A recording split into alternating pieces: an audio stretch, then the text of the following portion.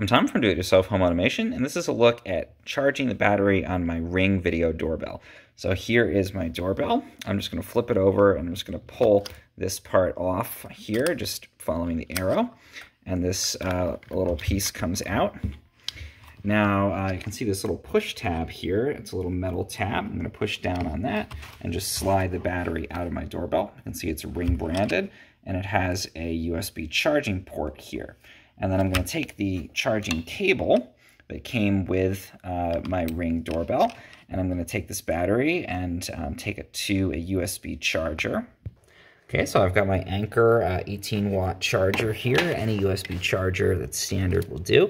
I'm just going to plug this in here, and then I'm going to plug the other side of this USB cable into the port on my battery.